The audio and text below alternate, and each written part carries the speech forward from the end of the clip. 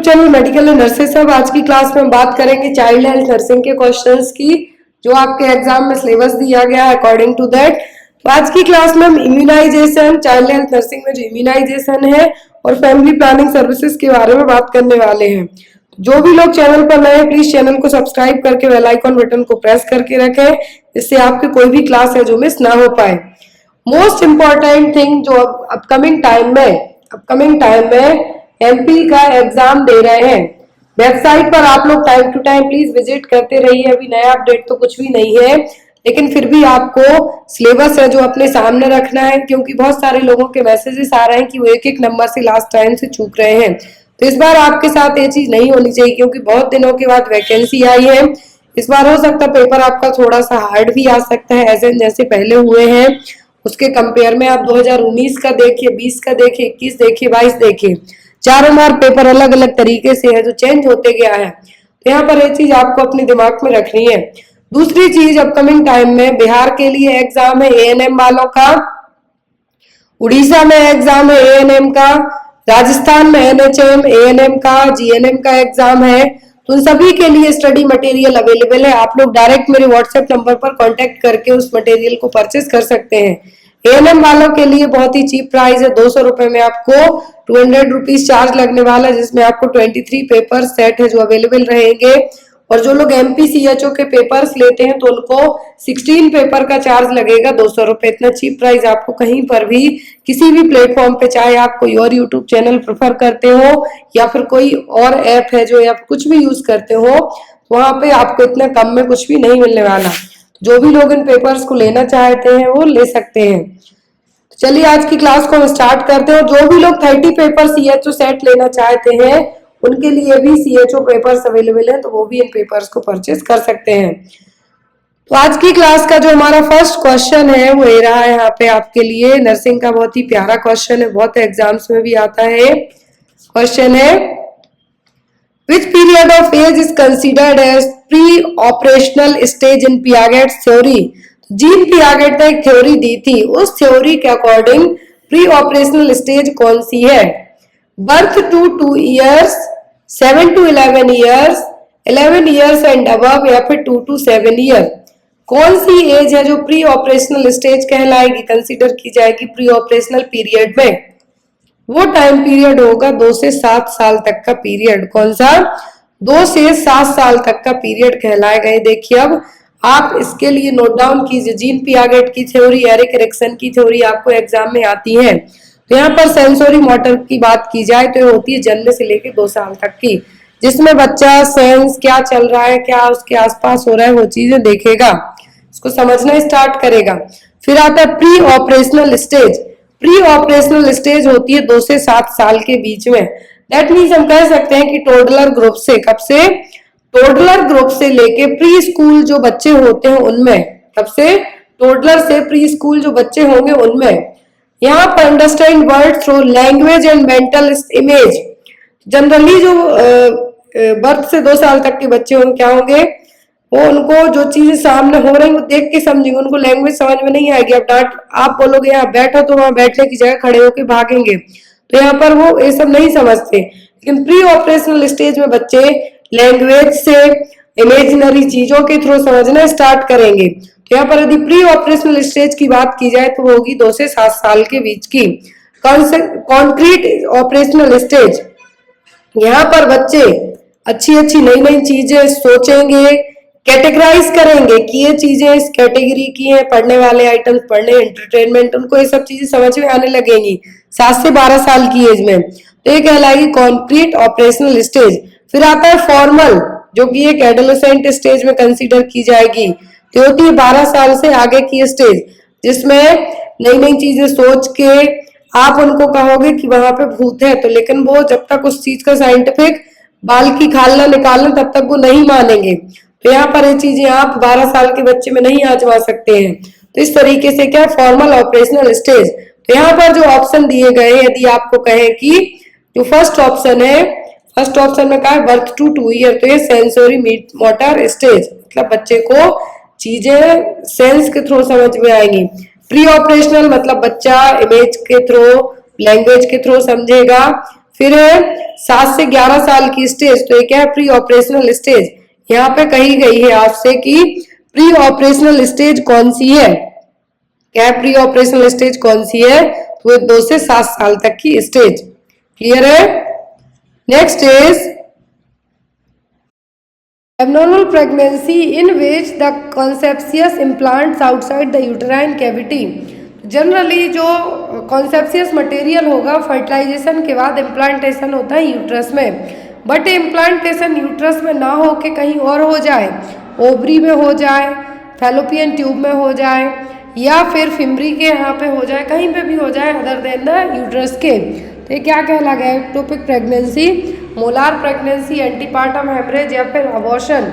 तो यदि जो कंसेप्सियस मटेरियल एक्सपेल्ड आउट हो जाए, बाहर आ जाए वेजाइना के थ्रू, तो वो कहलाएगा अबॉर्शन। यदि ब्लीडिंग होती है 28 वीक की प्रेगनेंसी के बाद, तो वो होगा एंटीपार्टम हेमरेज। मोलार प्रेगनेंसी को हम फॉल्स प्रेगनेंसी भी कह सकते हैं। तो यहाँ पर जो एबनॉर्मल प्रेगनेंसी है जिसमें कॉन्सेप्सियस मटेरियल इम्प्लांट होता है यूट्रस कैविटी के बाहर या फिर यूट्रस के बाहर, तो ये कहलाएगा एक्टोपिक प्रेगनेंसी और ट्यूबल प्रेगनेंसी। ये देखिए यहाँ पर जो इम्प्लांटेशन है वो यहाँ पर ना होके फर्टिलाइजेशन का इम्प्लांटेशन भी यहीं पे हो जाता है, तो क्या कहलाएगी, ectopic pregnancy.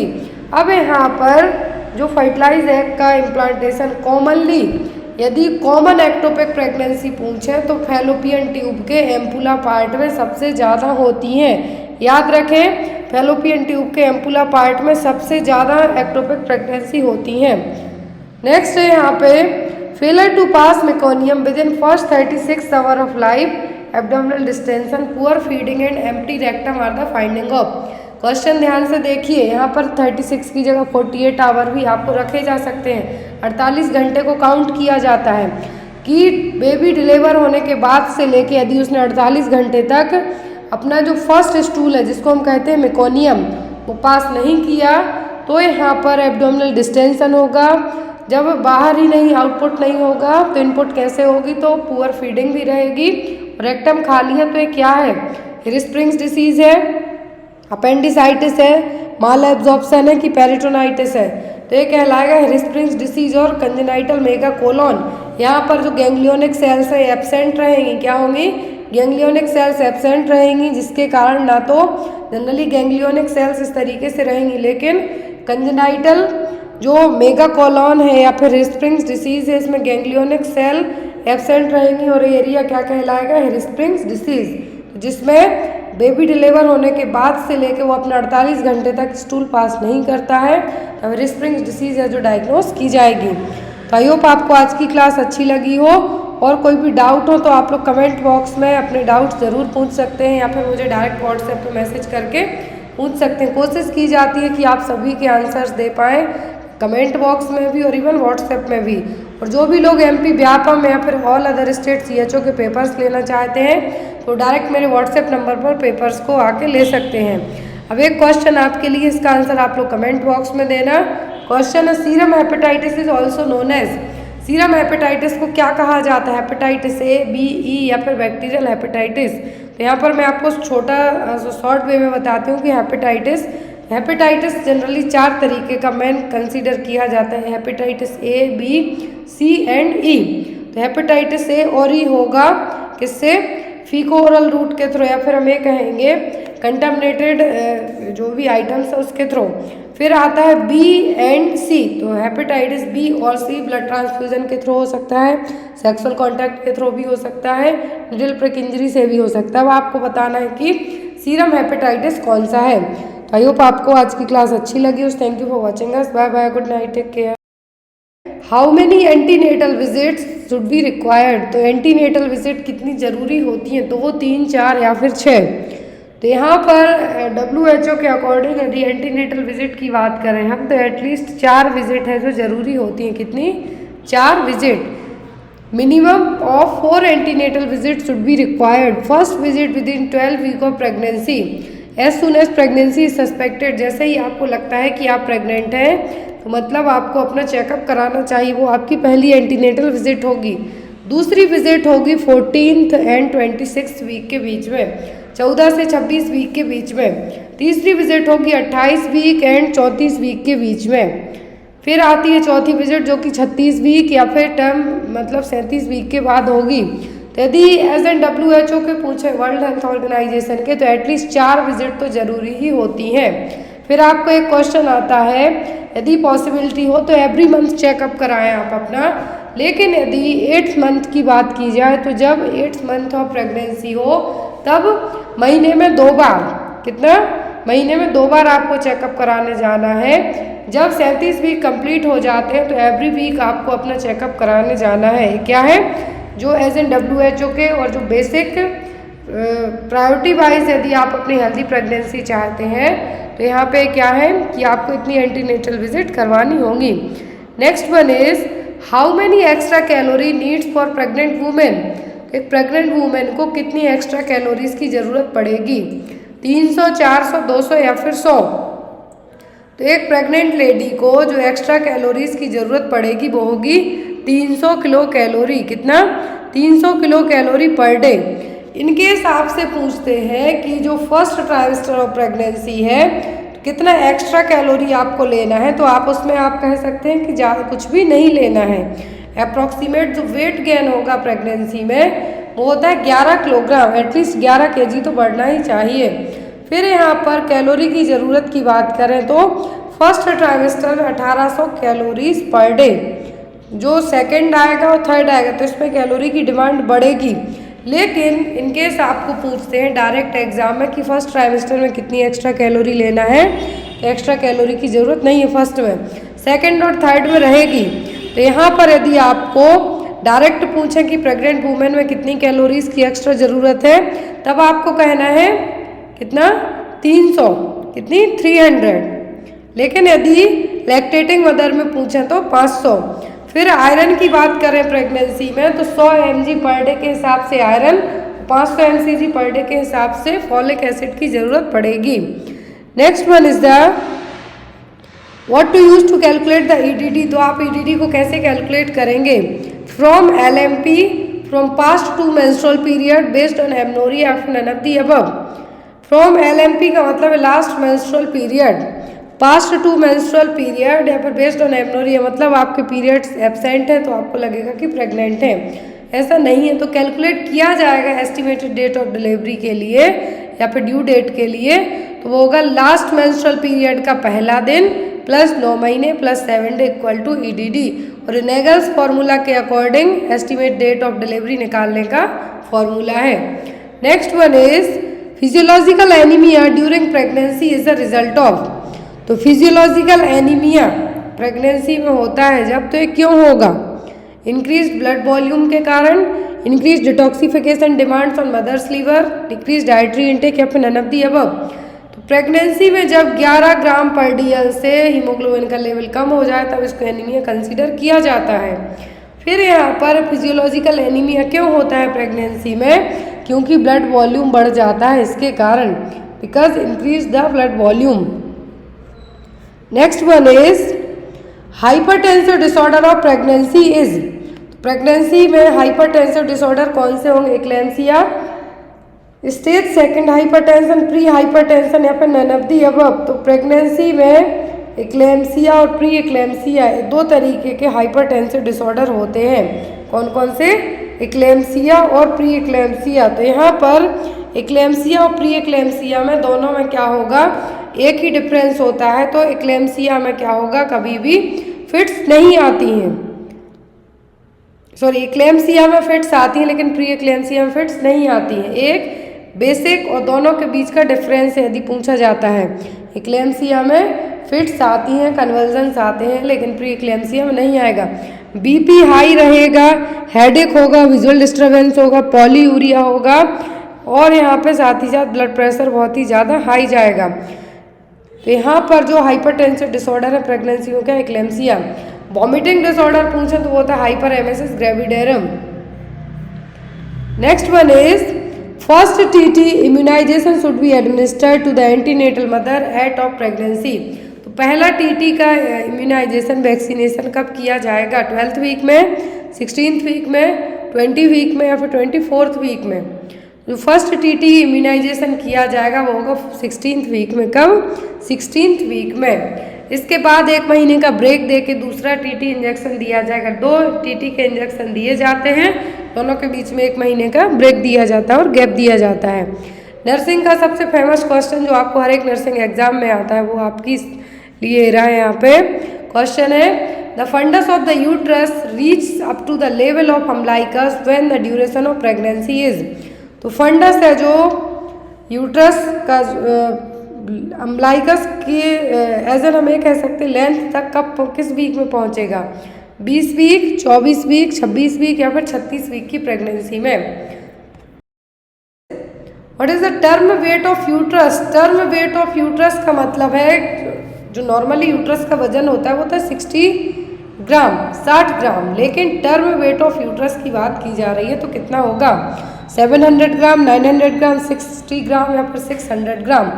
Term weight of uterus, term weight का मतलब है कि 37 कंप्लीट वीक के बाद, जब जेस्टेशनल पीरियड 37 वीक कंप्लीट हो गया है उसके बाद है जो यूट्रस का वजन कितना होगा।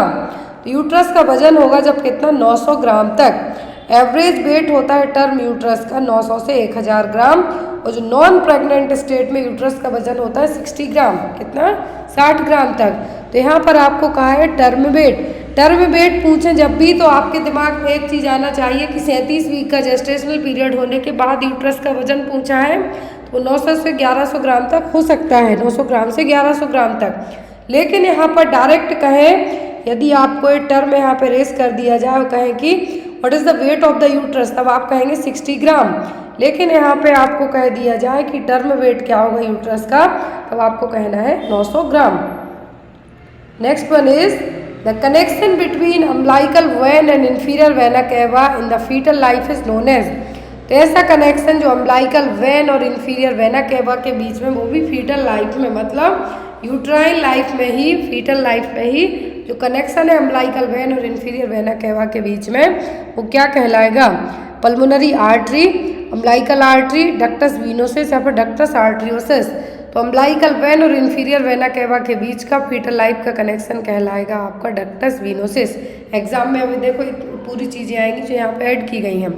डक्टस वीनोसिस हाईएस्ट कंसंट्रेशन होगा इसमें ऑक्सीजन का, फीटल लाइफ में डक्टस वीनोसिस में सबसे ज़्यादा ऑक्सीजन रहेगी। प्लेसेंटा जहाँ पे गैसों का एक्सचेंज होगा। अम्बलाइकल आर्टरीज डीऑक्सीजनेटेड ब्लड को कैरी करेंगी फीटस से प्लेसेंटा में, फीटस से जो डीऑक्सीजनेटेड ब्लड है कैरी करने का काम करेंगे कौन, umbilical artery. Umbilical vein oxygenated blood की सप्लाई करेंगी फीटस को, placenta to the fetus. Foramen ovale right और लेफ्ट एट्रियम को कनेक्ट करने का काम करेगा डक्टस वीनोसिस, जो कि यहाँ पर अम्बलाइकल वेन और आईवीसी के बीच का कनेक्शन है। Next one is amniotic fluid is which kind of nature. तो एमनियोटिक फ्लूइड का जो नेचर है वो कैसा होगा, एल्कलाइन, एसिडिक, बेसिक या फिर नन ऑफ द अबव। तो एमनियोटिक फ्लूइड का नेचर होता है एल्कलाइन नेचर का। इसकी जो ग्रेविटी होती है वो होती है 1.010। अब यहाँ पे आप देखिए, यदि एमनियोटिक फ्लूइड का जो कलर पूछे तो क्लियर कॉन्साइज कलर का होगा। एमनियोटिक फ्लूइड की जो कलर एबनॉर्मलिटीज़ बहुत एग्जाम में आती हैं कि यदि एमनियोटिक फ्लूइड का कलर इस तरीके का है तो कौन सी प्रॉब्लम है, तो वो आपको पूरा याद रखना है। यदि नेचर की बात करें तो एल्कलाइन, स्पेसिफिक ग्रेविटी होती है 1.010। नेक्स्ट है यहाँ पर इंट्राओसियस इंजेक्शन इज गिवन इन। तो इंट्राओसियस इंजेक्शन कहाँ पे दिए जाते हैं, स्पाइनल कैविटी में, बोन मैरो में, मसल्स में या फिर वेन में। तो इंट्राओसियस इंजेक्शन दिए जाते हैं बोन मैरो में। कहाँ पे, बोन मैरो में इंजेक्शन को दिया जाता है। 9 मंथ से लेके बच्चे की एज 15 साल तक।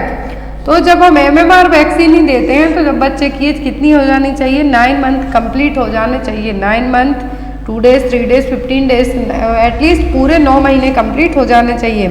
लेकिन जो MR वैक्सीनेशन कैंपेन है, क्या है, MR वैक्सीनेशन कैंपेन है, इसमें जो एज रखी गई थी वो थी 9 महीने से लेके 15 साल तक, जिसमें जो भी बच्चे ऑलरेडी MM और MMR वैक्सीन लगवा चुके हैं उनके लिए कैंपेन है जो लगाया गया था।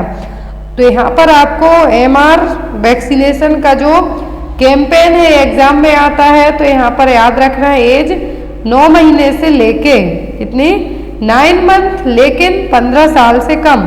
9 महीने कंप्लीट हो जाने चाहिए, लेकिन 15 साल से कम एज है जो रहनी चाहिए। और जो यहाँ पर नेशनल MR वैक्सीन का कैंपेन है, आई थिंक फर्स्ट टाइम 2017 के आसपास लगाया गया था, लेकिन आप इसको फिर भी एक बार चेक कर लेना कि जो MR वैक्सीन है इसका जो एज है तो मुझे कंफर्म है कि 9 महीने कंप्लीट होना चाहिए, लेकिन 15 साल से कम होना चाहिए एज। नेक्स्ट है यहाँ पर the quantity of hormone release by progestaside per day is, ये क्वेश्चन मैंने आपको कल भी पढ़ाया था, जो हार्मोनल IUCD डिवाइस थी उसमें। तो जो क्वांटिटी होती है हार्मोन की, प्रोजेस्टेरोन हार्मोन रिलीज करती है प्रोजेस्टासाइड, तो प्रोजेस्टासाइड जो पर डे कितना हार्मोन रिलीज करेगी, 25 म्यूजी, 45 म्यूजी, 65 म्यूजी या फिर 85 म्यूजी।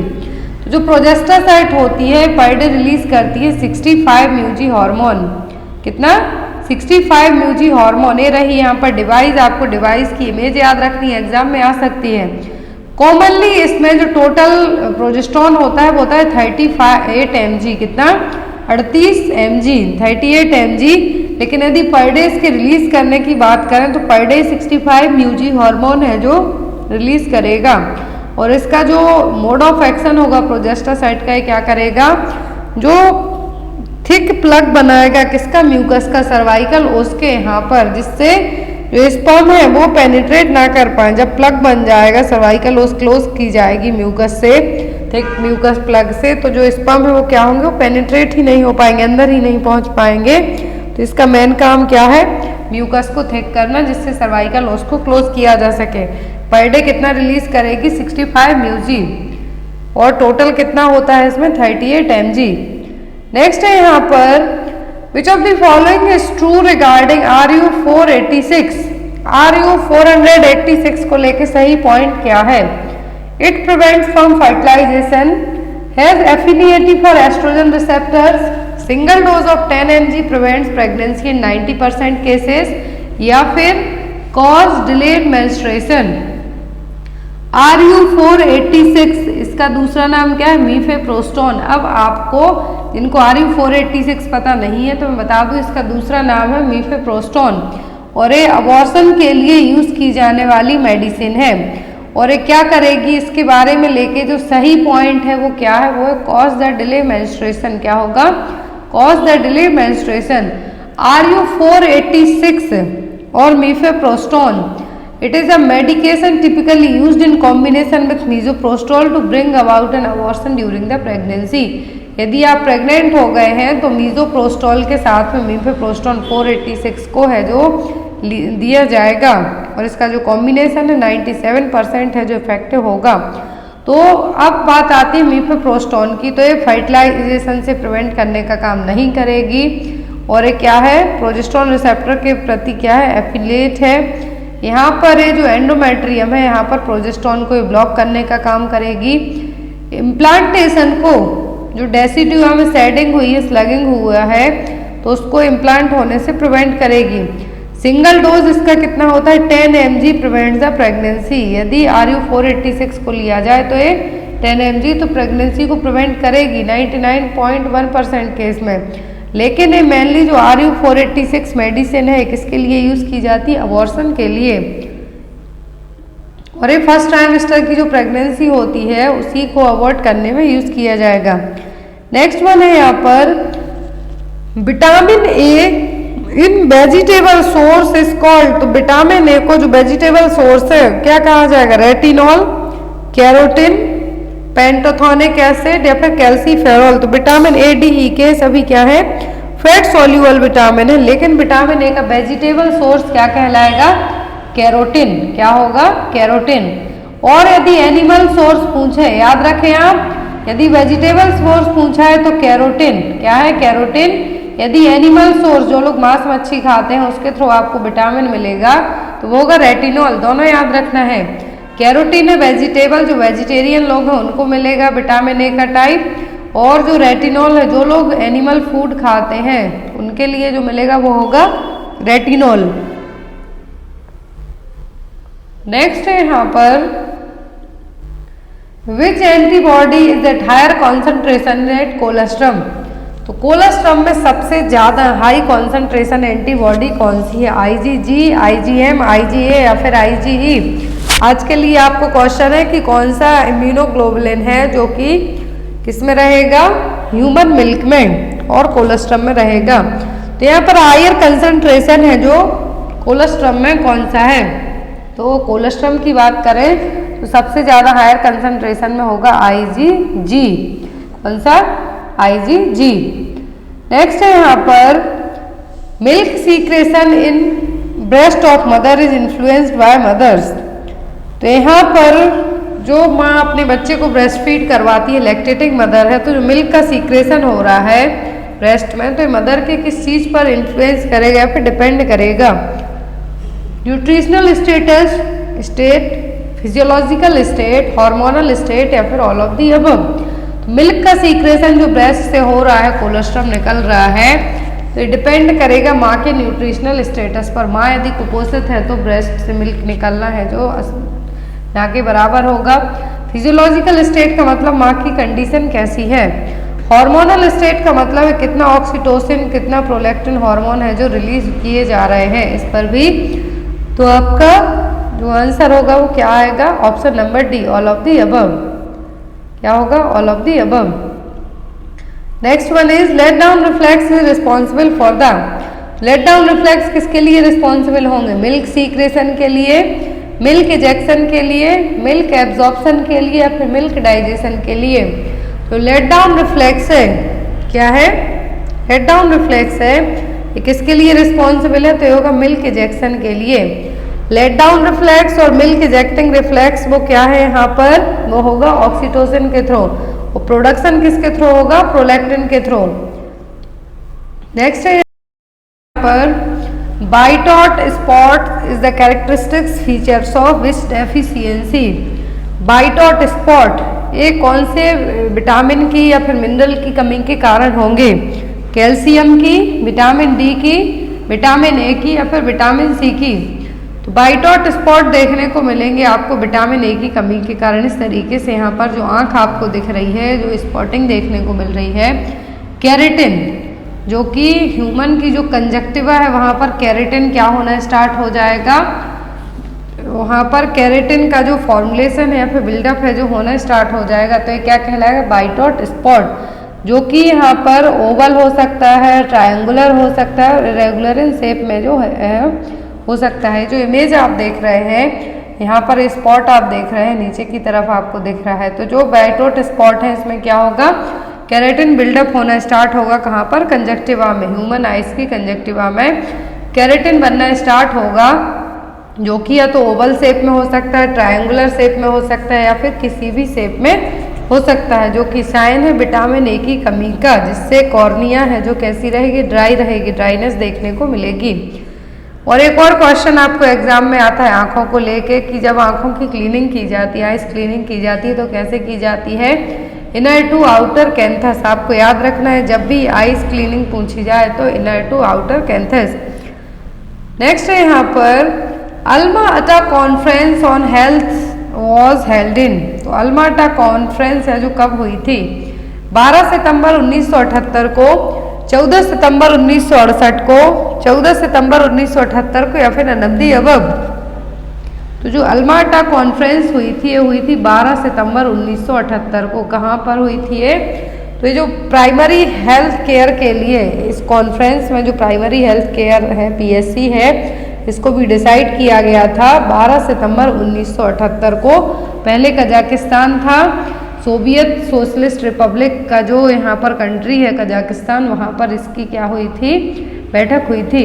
फिर इसी में हेल्थ फॉर ऑल है जो इसी बैठक के थ्रू है जो हेल्थ फॉर ऑल 1978 में लिया गया था।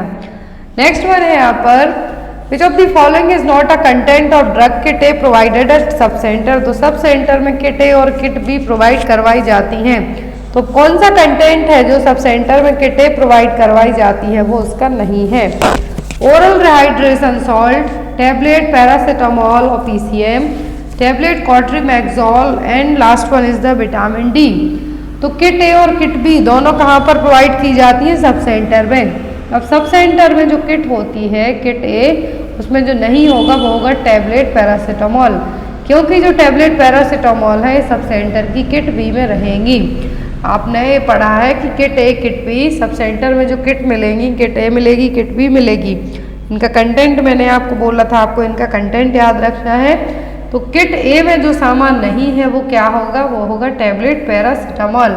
किट ए में होगा ORS, आयरन फॉलिक एसिड की small and large tablet, vitamin A solution और कॉट्रीमैक्सोल। लेकिन यहाँ पर जो नहीं होगा वो क्या होगा? Tablet paracetamol.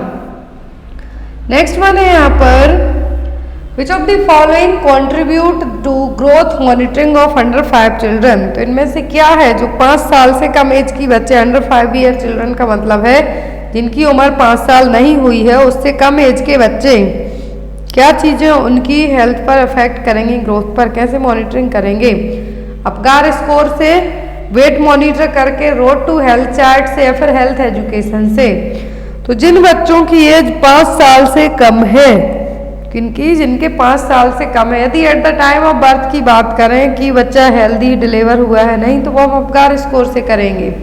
लेकिन यहाँ पर अंडर 5 ईयर है चिल्ड्रन, तो हम कैसे करेंगे? बच्चे को रोड टू हेल्थ चार्ट, उसमें आपको बच्चे की हाइट और वेट है जो किस तरीके से नॉर्मली ग्रो हो रहा है नहीं, वो चीज़ यहाँ पे आ जाएगी। तो वो क्या होगा? Road to health chart. Next one है यहाँ पर, weight of the non pregnant uterus is about. तो नॉन प्रेग्नेंट स्टेट में यूट्रस का वजन कितना होता है? प्रेगनेंसी में तो 1000 ग्राम तक चला जाता है, लेकिन जब नॉन प्रेग्नेंट स्टेट होती है तो यूट्रस का वेट कितना होगा? 30 से 40 ग्राम, 60 से 80 ग्राम, 80 से 100 ग्राम या फिर 1 किलोग्राम। तो नॉर्मल नॉन प्रेगनेंसी में यूट्रस का वजन होता है कितना? नॉर्मली होता है 60 से 80 ग्राम, कितना? 60 to 80 ग्राम। नेक्स्ट वन है यहाँ पर, removal of an entire lung is known as. Question exam में आता है कि यदि पूरे लंग्स को ही हमने सर्जरी के थ्रू रिमूव कर दिया, क्या टर्म है जो यूज किया जाएगा? बायोलेबेक्टोमी, न्यूमोनेक्टोमी, लोबेक्टोमी या फिर प्लूरोटोमी। तो कौन सा टर्म है जो यूज किया जाएगा जिसमें पूरे लंग्स को क्या है? पूरे एंटायर लंग्स को ही रिमूव कर दिया जाएगा, तो वो कहलाएगा न्यूमेक्टोमी। क्या होगा? न्यूमोनेक्टोमी। और न्यूमेक्टोमी एक सर्जिकल प्रोसीजर है जिसमें लंग्स के किसी एक लोब को या फिर पूरे लंग को है जो रिमूव कर दिया जाएगा। यदि एक लोब को रिमूव किया जाता है तो वो होगा लोबेक्टोमी, लेकिन यदि लंग के ज़्यादा पार्ट को, सेगमेंट को रिमूव करेंगे तो होगा सेगमेनेक्टोमी। लेकिन पूरे एंटायर लंग की बात हो रही है तो क्या कहलाएगा? न्यूमेनेक्टोमी। नेक्स्ट वन है यहाँ पर, the neonate is clean in the diversion of. तो न्यूनेटल बेबी हुआ है, after the delivery newborn baby को हम क्लीन करते हैं, ड्राई करते हैं। तो बेबी की जब हम क्लीनिंग करते हैं किस वे में करेंगे? Side by side, back to front, cephalocaudal या फिर नन ऑफ द अबव। जब हम बेबी की जो क्लीनिंग करते हैं तो किस मैनर में करेंगे? बच्चे को पहले साइड से पोंछेंगे, क्लीन करेंगे, बैक से पहले पीछे क्लीन करेंगे, फिर आगे, या फिर हेड टू टोय। सेफेलो का मतलब हेड टू टोय। तो जो यहाँ पर हम क्लीनिंग करेंगे वो होगी हेड टू टोय। कौन सी? हेड टू टोय क्लीनिंग और सेफेलोकॉर्डल क्लीनिंग है जो करेंगे। नेक्स्ट वन है यहाँ पर, फर्टिलाइजेशन टेक्स प्लेस एट। तो फर्टिलाइजेशन कहाँ पर होता है? इंटरस्टिशियल स्पेस में, इनफंडिबुलम में, एम्पुला में या फिर नन ऑफ दीज में। तो फर्टिलाइजेशन कहाँ पर होता है? फैलोपियन ट्यूब के एम्पुला पार्ट में। कहाँ पर? फैलोपियन ट्यूब के एम्पुला पर। After the measurement of oral temperature the thermometer must be clean from. तो यदि आपने ओरल टेम्परेचर चेक किया थर्मामीटर से, तो ओरल टेम्परेचर चेक करने के बाद आप थर्मामीटर को किस तरीके से क्लीन करेंगे? फ्रंट से, फ्रंट टू बैक से, from stem to bulb of thermometer या फिर नन ऑफ द अबव। तो यदि आपने थर्मामीटर ओरल टेम्परेचर चेक किया है तो आप किस तरीके से क्लीन करेंगे? From stem to bulb. कहाँ से? स्टीम से बल्ब की तरफ। यहाँ पर जो आपको एक इमेज दिख रही है एग्जाम में आई थी इसलिए यहाँ पे ऐड की हुई है। लेकिन यदि आपको पूछा जाता है कि ओरल में बात हो रही है तो किस तरीके से क्लीन करना है? स्टीम टू बल्ब टेम्परेचर लेने के बाद थर्मामीटर कहते हैं, तो आपको किस तरीके से क्लीन करना है, स्टीम टू बल्ब साइड। कहाँ से, स्टीम टू बल्ब साइड। और एक और इमेज दिख रही है नॉर्सेट 2022 में आई थी, तो ये यहाँ पर कौन सा थर्मामीटर है, ये भी एक थर्मामीटर का टाइप है। ये है वन टाइम यूज करने वाला थर्मामीटर, देन आफ्टर आपको इसके लिए थ्रो कर देना है।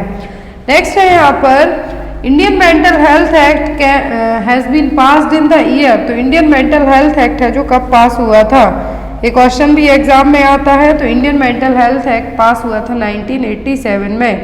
कब, 1987 में, 1987 में।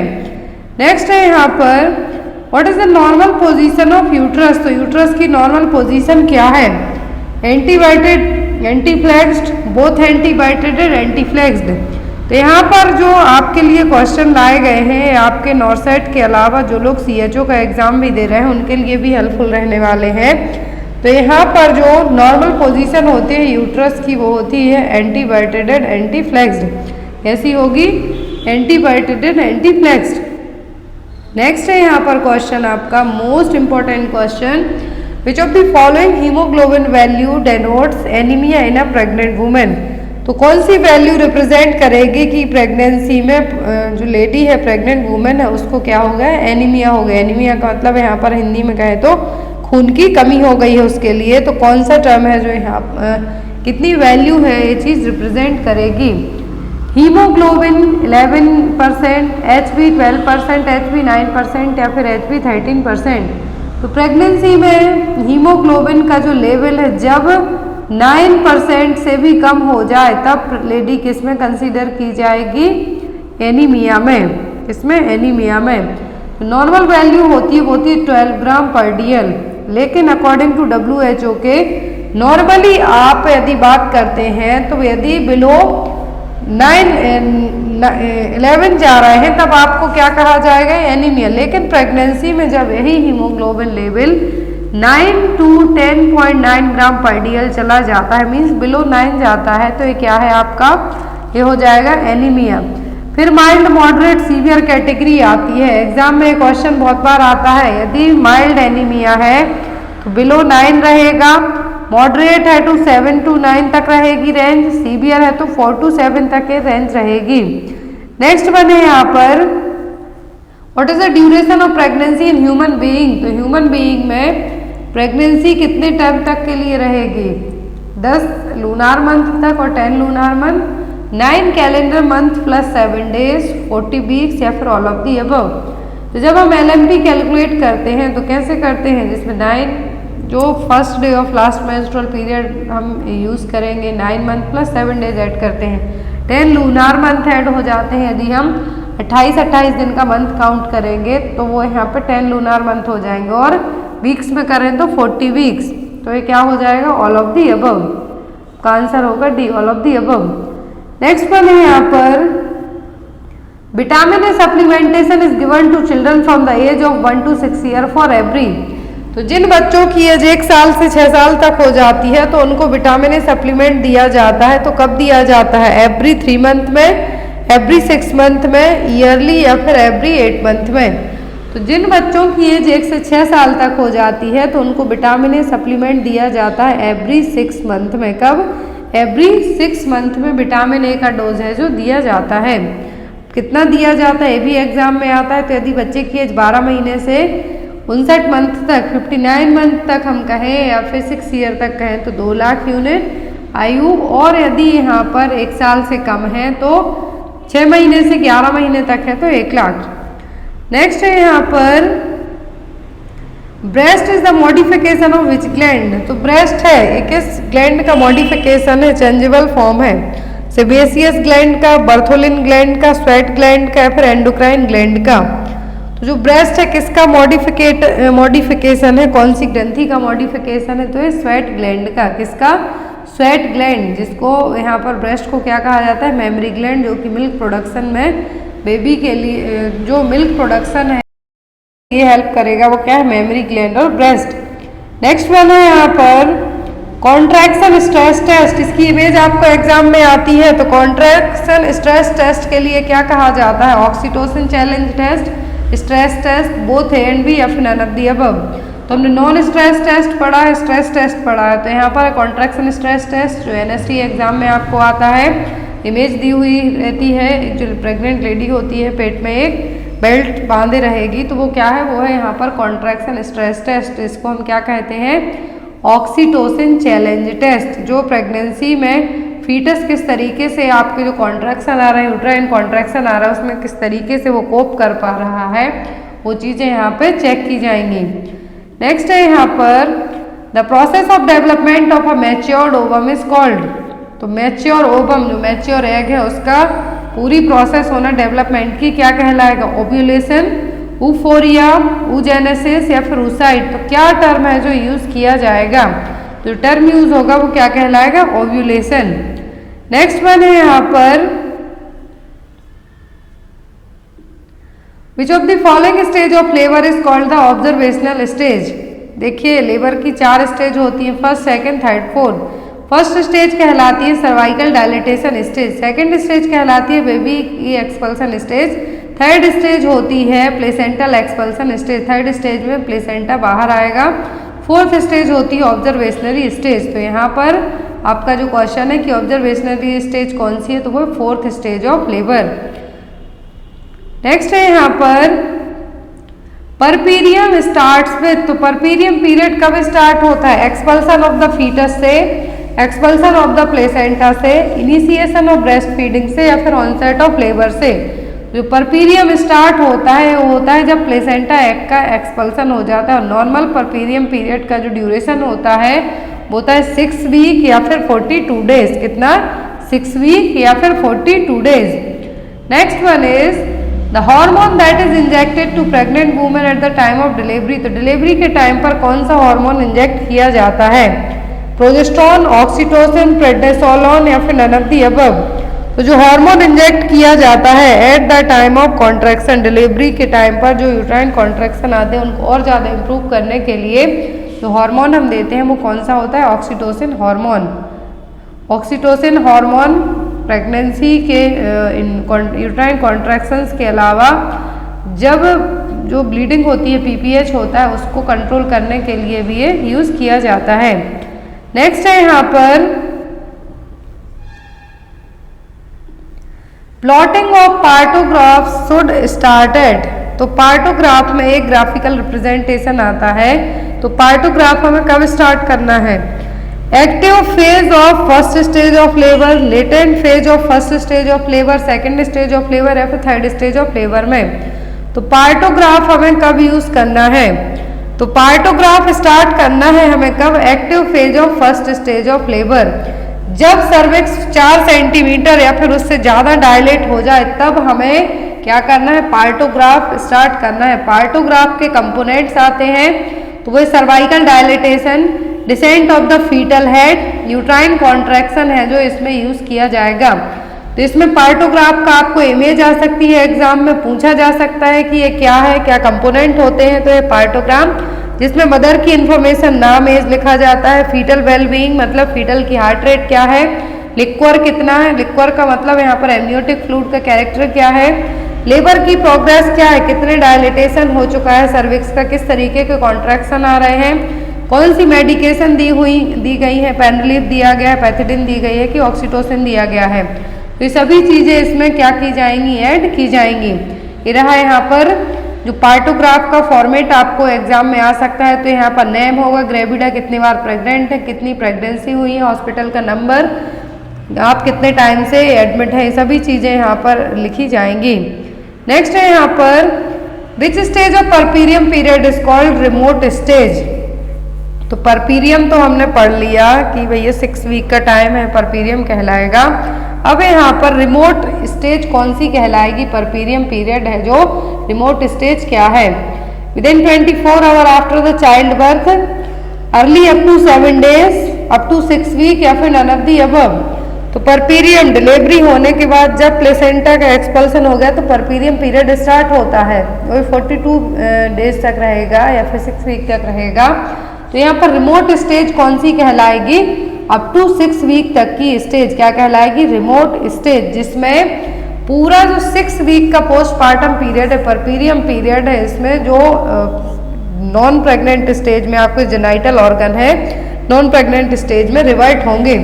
फर्स्ट होती है इमीडिएट परपीरियम, जो कि फर्स्ट 24 आवर की होगी डिलीवरी होने के बाद। पार्चुरेशन का मतलब होता है चाइल्ड बर्थ। डिलीवरी होने के बाद से लेके जो फर्स्ट 24 आवर होंगे वो कहलाएगी इमीडिएट परपीरियम पीरियड। दूसरा होता है अर्ली परपीरियम, जो कि फर्स्ट वीक पोस्टपार्टम का जो फर्स्ट वीक है उसमें आएगा। फिर आता है यहाँ पर रिमोट परपीरियम, जिसमें कब का टाइम लिया जाएगा, अप टू 6 वीक तक।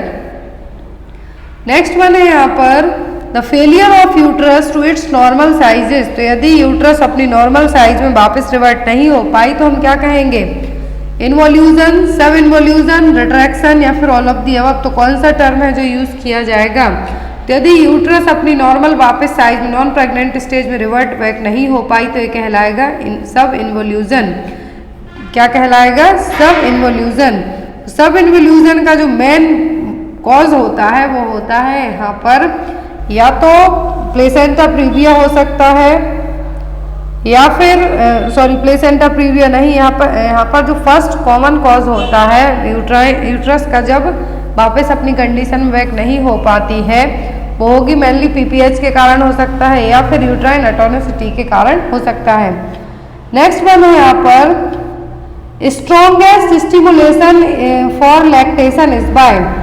तो स्ट्रॉन्गेस्ट स्टिमुलेशन होगा लैक्टेशन का किसके थ्रू, मेटक्लोरप्रोमाइड के थ्रू, सक्लिंग के थ्रू, पीपीएच के थ्रू या फिर ब्रोमोक्रिप्टीन के थ्रू। तो ये मेडिकेशन इनके नाम एग्जाम में आते हैं, इनका लेना देना लैक्टेशन से ही है। तो यहाँ पर स्ट्रॉन्ग स्टिमुलेशन कब होगा लैक्टेशन का ब्रेस्ट फीडिंग के लिए, तो वो होगा जब बेबी सक करेगा। इस चीज पे डिपेंड करेगा, सक करने पर बेबी के।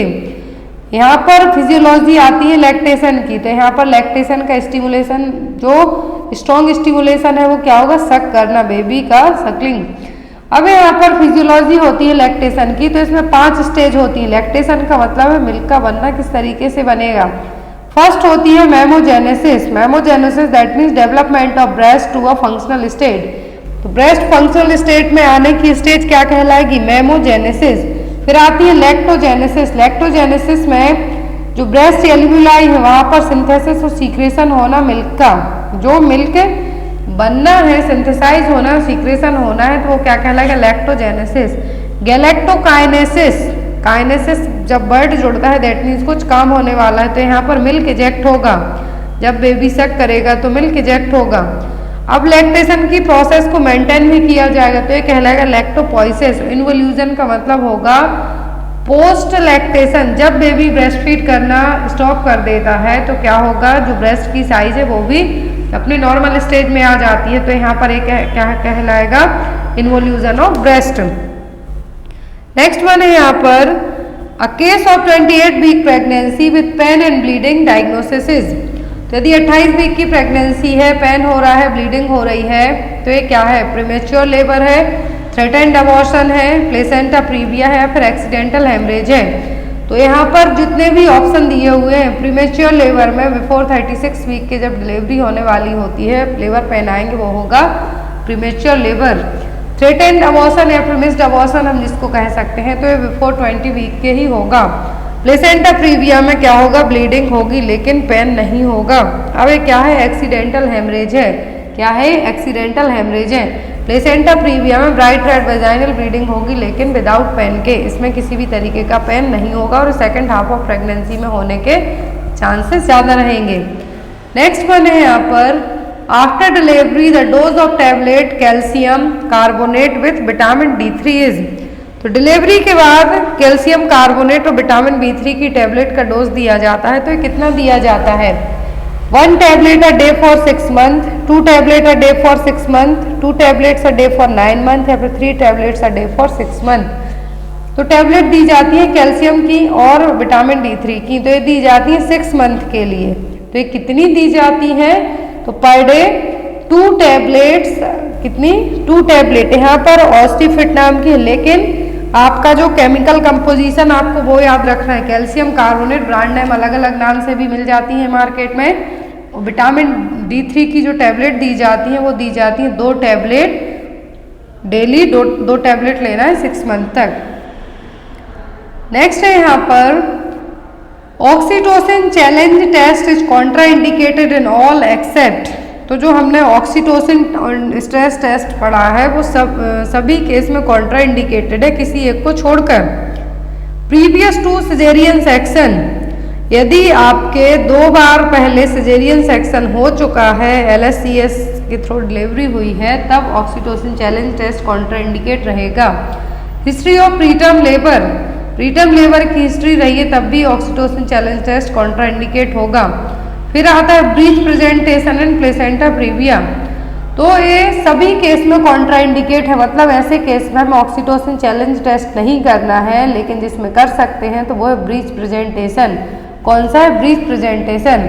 और जब भी जो यहाँ पर ऑक्सीटोसिन चैलेंज टेस्ट, जब भी प्रीमेच्योर बर्थ के कोई भी साइन दिख रहे हो आपको, प्लेसेंटा प्रीविया हो, वासा प्रीविया हो, या फिर सर्वाइकल इनकॉम्पिटेंस देखने को मिल रही है जिसके लिए इंसर्कुलेज करने की जरूरत पड़ती है, या फिर मल्टीपल जेस्टेशन, आप बार बार प्रेग्नेंट हुए हो, डिलीवरी होती हो आपकी, या फिर आपका पहले सिजेरियन सेक्शन हुआ हो, 2 बार से ज़्यादा हो चुका हो, तब हमें क्या करना है? ऑक्सीटोसिन चैलेंज टेस्ट नहीं करना है। बाकी यदि ब्रीच प्रेजेंटेशन है तो हम कर सकते हैं। तो यहाँ पर आपका आंसर होगा ब्रीच प्रेजेंटेशन। नेक्स्ट वन है यहाँ पर which of the following will not be identified at high risk. तो यहाँ पर इनमें से कौन सी प्रेगनेंसी है जो हाई रिस्क प्रेगनेंसी में नहीं आएगी? ऑप्शन है G2P1A0L1 38 weeks with previous LSCS। तो ये तो हाई रिस्क प्रेगनेंसी में होगी क्योंकि 38 वीक की जो प्रेगनेंसी है और पहले LSCS हो चुका है। फिर आता है G1P0A0L0, लेकिन माँ को प्री एक्लेम्सिया है तो ये भी हाई रिस्क प्रेगनेंसी में है। फिर आता है G1P0A0L0, ऑब्स्टेट्रिकल स्कोरिंग है। तो यहाँ पर 38 वीक की प्रेगनेंसी है, हाइट 156 सेंटीमीटर है, तो यहाँ पर ये हाई रिस्क प्रेगनेंसी में नहीं आएगी क्योंकि हाइट अच्छी है, फर्स्ट टाइम ग्रेविड हैं आप, और यहाँ पर ना तो कोई आपको हाई रिस्क प्रेगनेंसी वाली कंडीशंस है। तो यहाँ पर आपका आंसर होगा option number C. High risk pregnancy में आती है कि यदि मैटरनल एज, माँ की एज 16 साल से कम हो या फिर 35 साल से ज़्यादा हो, तब ये हाई रिस्क में आएंगी।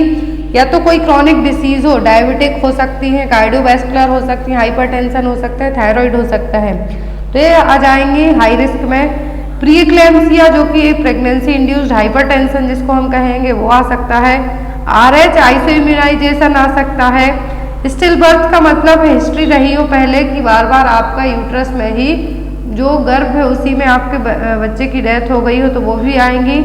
IUGR जो इंट्रायूट्राइन ग्रोथ रिस्ट्रिक्टेड बेबी है वो, या तो आपकी पहले 42 वीक के बाद डिलीवरी हुई हो, सभी किस में आएंगे? ये आएंगे आपके हाई रिस्क प्रेगनेंसी में। नेक्स्ट है यहाँ पर new non hormonal contraceptive pill available in government institution. तो अभी रिसेंट में जो नई नॉन हार्मोनल है लेकिन गवर्नमेंट इंस्टीट्यूट में अवेलेबल करवाई जाने वाली कॉन्ट्रासेप्टिव पिल है, तो वो कौन सी है? छाया, माला डी, मालायन या फिर अंतरा। तो यहाँ पर जो अभी रिसेंट में नॉन हार्मोनल है तो वो है यहाँ पर छाया। कौन सी है? छाया। छाया क्या है? नॉन हार्मोनल, जिसको हम सेंट्रोक्रोमेन टैबलेट के नाम से भी जानते हैं, पिल है एक। और जो दूसरी है अंतरा, एग्जाम में ये भी आती है, DMPA और अंतरा। अंतरा और DMPA सेम ही नाम है। एवरी 3 मंथ में इंजेक्टेबल कॉन्ट्रासेप्टिव है जिसमें डेपो-प्रोवेरा मेथॉक्सी प्रोजेस्टेरोन हार्मोन है जो रहेगा हर 3 महीने में इंट्रामस्कुलर रूट से अपर आर्म और बटक्स में इसको लगवाना है। नेक्स्ट है यहाँ पर what is the number of feeding tube use to feed newborn. तो न्यूबॉर्न बेबी में कितने नंबर की फीडिंग ट्यूब यूज की जाएगी? फ्रेंच में जो डायमीटर होता है वो फ्रेंच में होता है 6, 8, 9 या फिर 10। तो न्यूबॉर्न बेबी में जो फीडिंग ट्यूब होगी वो कितने नंबर की यूज की जाएगी? 6 नंबर की। नेक्स्ट है यहाँ पर in how many days umbilical cord falls in normal full term healthy newborn. तो यदि हेल्दी न्यूबॉर्न है, क्या है? बेबी यदि हेल्दी है तो जो अम्बिलिकल कॉर्ड है कितने दिनों के अंदर अपने आप फॉल डाउन हो जाएगी? 2 से 3 दिन में, 3 से 5 दिन में, मोर देन 7 डेज या फिर मोर देन 14 डेज। एक क्वेश्चन और आता है कि अम्बिलिकल कॉर्ड में कितनी वेन्स आर्टरी होती हैं? तो 2 आर्टरी 1 वेन होती है। आर्टरी डीऑक्सीजनेटेड ब्लड को कैरी करती है, वेन ऑक्सीजनेटेड ब्लड को कैरी करती है। और यदि अम्बिलिकल कॉर्ड के यहाँ पर आपको ड्राइनेस देखने को मिलती है तो आपको क्या लगाना है, तो यहाँ पे आपको कुछ भी नहीं लगाना है। और यहाँ पर क्वेश्चन है कि अम्बिलिकल कॉर्ड अपने आप कितने दिन में गिर जाती है, तो 3 से 5 दिन में अपने आप फॉल डाउन हो जाएगी। मोस्ट इंपॉर्टेंट क्वेश्चन इमेज आपको एग्जाम में या तो आ सकती है या फिर पूछा जा सकता है कि गुड अटैचमेंट साइन क्या है। तो क्वेश्चन है यहाँ पर good attachment sign of breast feeding are all except. Good attachment sign का मतलब है यहाँ पर कि जब बच्चा ब्रेस्ट फीड करता है तो सभी मतलब बच्चा प्रॉपर तरीके से क्या कर पा रहा है, ब्रेस्ट फीड कर पा रहा है, तो सभी गुड अटैचमेंट साइन है, लेकिन किसी एक को छोड़कर। ऑप्शन में है यहाँ पर babies mouth widely open, lower lip turn inward, babies chin touch the breast, majority of areola is inside babies mouth. अब यहाँ पर आप आंसर दीजिए कि गुड अटैचमेंट साइन कौन सा है। जब बच्चा ब्रेस्ट फीड कर रहा है, अपनी माँ का दूध पी रहा है, तो सही अटैचमेंट साइन क्या होंगे। फर्स्ट, बेबी अपना मुंह वाइडली ओपन करेगा, लोअर लिप है वो आउटवर्ड होगा, बाहर की तरफ होगा, बेबी का चिन है जो मदर के ब्रेस्ट को टच करेगा, एरियोला है जो मेजर पार्ट है और सबसे ज़्यादा है जो एरियोला बेबी के माउथ में होगा। अब यहाँ पर आप बताइए कि आपका आंसर क्या होगा। क्वेश्चन पूछा है एक्सेप्ट करके, तो आपका आंसर होगा option number B, lower lip turn the inward, जबकि ये हमेशा क्या होता है, बाहर की तरफ होगा, आउटवर्ड होगा। यहाँ पर देखिए गुड अटैचमेंट साइन में baby has a large mouthful of breast, chin firmly touching the breast, fully rounded cheeks रहेंगे। बेबी जब अपनी फीडिंग फिनिश कर लेगा तो वो अपने आप ही ब्रेस्ट को छोड़ देगा। और यहाँ पर पेन फ्री होगी ब्रेस्ट फीडिंग, जब आप बेबी को ब्रेस्ट फीड कराएंगे तो क्या होगा, पेन फ्री ब्रेस्ट फीडिंग होगी। नोज है जो बहुत ज़्यादा क्लोज रहेगी। नेक्स्ट है यहाँ पर below what weight hepatitis B vaccine is not recommended to be given. तो जब यहाँ पर बच्चे का कॉर्ड प्रोलैप्स हो गई यदि किसी पर्सन की फीमेल की, तो उसको हम ट्रेंड लाइन वर्क पोजीशन देके प्रिवेंट कर सकते हैं। Next and most important question, anterior fontanelle is ossified as.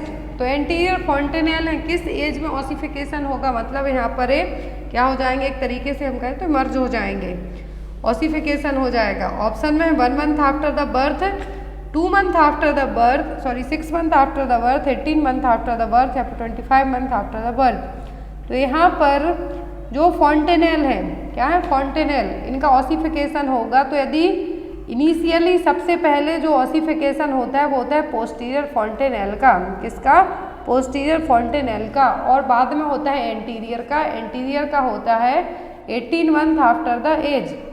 18 month after the age में क्या होगा, यहाँ पर एंटीरियर फॉन्टेनेल है क्लोज होंगे। एंटीरियर फॉन्टेनेल का नाम है ब्रैगमा जो कि लार्ज रहेंगे, पोस्टीरियर फॉन्टेनेल का दूसरा नाम है लैम्डा जो कि स्मॉल शेप में रहेंगे। और जो एंटीरियर है, एंटीरियर फॉन्टेनेल ब्रैगमा है, 1.5 साल की एज में या फिर हम 18 महीने कह सकते हैं, इस एज में क्या हो जाते हैं, इनका ऑसिफिकेशन हो जाएगा। फिर यहाँ पर बात आती है कि जो यहाँ पर ऑसिफिकेशन के अलावा आपको एग्जाम में आता है कि कौन से सूचर्स रहेंगे। तो यहाँ पर एंटीरियर फॉन्टेनेल में 4 सूचर्स कनेक्ट होंगे, पोस्टीरियर में 3। नेक्स्ट है यहाँ पर during intrauterine life neural tube is closed completely. तो इंट्रायूट्राइन लाइफ में न्यूरल ट्यूब है जो कब क्लोज हो जाते हैं, on very first day, on 5th day, by 11th day या फिर bye 4th to 5th day. तो कहा जाता है कि कंसीव करने से लेके ही या फिर कंसीव करने के पहले से ही फॉलिक एसिड की टैबलेट ली जाना स्टार्ट कर जाती हैं। क्यों, क्योंकि न्यूरल ट्यूब डिफेक्ट से हम बच सकें, बेबी को प्रिवेंट कर सकें। तो यहाँ पर जब हमें बेबी को प्रिवेंट करना है एंटी-डी से, तो जो वही न्यूरल ट्यूब है कब क्लोज हो जाती है यूट्राइन लाइफ में, तो ये हो जाती है 4th to 5th डे में। कब, 4th to 5th डे में क्या हो जाती है, क्लोज हो जाएगी। नेक्स्ट वन है यहाँ पर recommended disinfecting specific to killing to corona virus. तो कोरोना वायरस को किल करने के लिए कौन सा डिसइंफेक्टेंट है जो कि यूज़ किया जाएगा। ऑप्शन में कार्बोलिक एसिड, लाइजॉल, फिनॉइल या फिर सोडियम हाइपोक्लोराइड। तो जो मोस्टली डिसइंफेक्टेंट है वो है HIV के जो लिनन हो जाए या फिर एड्स पेशेंट के कपड़े हो जाएं या फिर कोरोना वायरस वाले, तो क्या होगा, सोडियम हाइपोक्लोराइड। नेक्स्ट वन है यहाँ पर visual acuity reach adult acuity by the age of. तो जो विजुअल एक्यूटी है जो एडल्ट एक्यूटी तक है जो किस साल में हो जाएगी, 7, 9, 5 या फिर 3 में। बच्चे की जो विजन एक्यूटी है, विजुअल एक्यूटी, वो एडल्ट में कब तक पहुंच जाएगी, 7 में, at the age of 7। Normal visual acuity होती है यहाँ पर 20। यहाँ पर स्नेलन चार्ट से विजुअल एक्यूटी को चेक किया जाता है। 1/16 डिग्री जो क्या है, नॉर्मल विजन है, और परफेक्ट विजन माना जाता है 1/100 डिग्री तक। लेकिन यदि जब आपको बात आती है एग्जाम में, क्वेश्चन दिया जा सकता है कि स्नेलन चार्ट को आप कितने दूर खड़े होकर रीड आउट करेंगे, तो स्नेलन चार्ट को रीड किया जाता है 20 फीट तक। आपसे और स्नेलन चार्ट के बीच का जो गैप है कितना होना चाहिए, 20 फीट का है जो होना चाहिए, और फिर उसको यहाँ पर रीड आउट किया जाता है। नेक्स्ट वन है यहाँ पर, the antenatal diagnosis of all of the following condition is feasible except. तो सभी केस में यदि एंटीनेटल डायग्नोसिस हो जाता है तो फीजिबल है, किसी एक को छोड़कर। Huntington Korea, down syndrome, severe combined immunodeficiency syndrome या फिर एनेंसेफेली। एंटीनेटल डायग्नोसिस का मतलब है कि जब बच्चा यूट्रस में ही है उस टाइम पर हम टेस्ट के थ्रू क्या कर सकते हैं, कंफर्म कर सकते हैं कि बच्चे को ये डिसीज है, किसी एक को छोड़कर। तो हंटिंगटन कोरिया, डाउन सिंड्रोम, एनेंसेफेली, ये सभी चीज़ें जो स्टार्टिंग में आई थिंक 4th और 5th मंथ में जो सोनोग्राफी होती है, जिसको हम क्या कहते हैं, ऑर्गन प्रॉपर बने हैं या नहीं, सभी तरीके की जो 5th मंथ में स्कैनिंग होती है उसमें आप इन चीज़ों को डायग्नोस कर सकते हैं। डाउन सिंड्रोम हो गया, हंटिंगटन कोरिया हो गया, एनेंसेफेली हो गया, तो ये डॉपलर टेस्ट होगा, उसमें पता चल जाता है। लेकिन सीवियर कंबाइंड इम्यूनोडेफिशिएंसी को आप फाइंड आउट नहीं कर सकते हैं एंटीनेटल डायग्नोसिस में। ये आपको आफ्टर द डिलीवरी बेबी में है या नहीं, तभी आप इसको फाइंड आउट कर पाएंगे। नेक्स्ट वन है यहाँ पर,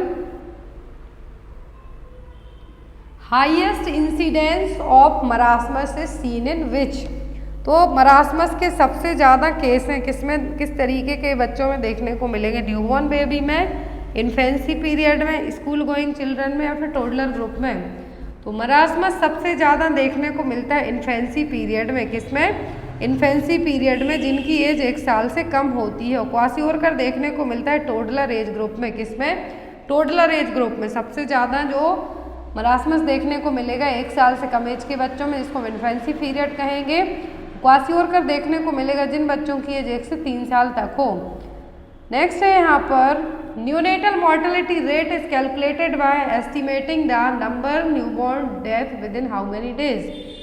न्यूनेटल मॉर्टेलिटी रेट में जो न्यूबॉर्न बेबी की डेथ कंसीडर की जाती है तो कितने दिनों तक की जाती है, 24 आवर की, 28 दिन की, 1 वीक की या फिर 1 ईयर की। तो जो न्यूनेटल मॉर्टेलिटी में कंसीडर किया जाता है कि बच्चे की एज कितने दिन तक की हो गई हो, 28 दिन की, कितनी, 28 डेज तक हो गई हो, तो अब न्यूनेटल मॉर्टेलिटी है जो यहाँ पर कैलकुलेट की जाएगी। और इन्फेंट मॉर्टेलिटी पूछा जाता है तो 1 ईयर, कितना, 1 ईयर ऑफ एज पर 1000 live birth in the same year. सबसे ज़्यादा इन्फेंट मॉर्टेलिटी रेट है एट प्रेजेंट इंडिया में मध्य प्रदेश की। कहाँ की, मध्य प्रदेश की। नेक्स्ट वन है यहाँ पर, इसका आंसर आप लोग कमेंट बॉक्स में देना, जो नेक्स्ट क्लास होगी उसमें इसका आंसर आपको बताया जाएगा। क्वेश्चन है यहाँ पर, which among the following is not a common symptom of tuberculosis. तो टीबी का कौन सा सिम्टम नहीं है, कफ फॉर 3 वीक्स और more, fever especially at night, weight gain या फिर लॉस ऑफ एपेटाइट। कौन सा साइन है जो टीबी का नहीं है। तो आई होप आपको आज की क्लास अच्छी लगी हो तो लाइक करके अपने फ्रेंड्स में ज़रूर शेयर करना। और जो भी लोग नॉर्सेट एम्स के पेपर लेना चाहते हैं, CHO के पेपर लेना चाहते हैं, तो आप डायरेक्ट मेरे व्हाट्सएप नंबर पर कॉन्टैक्ट कर सकते हैं। Thank you for watching us, bye bye, good night.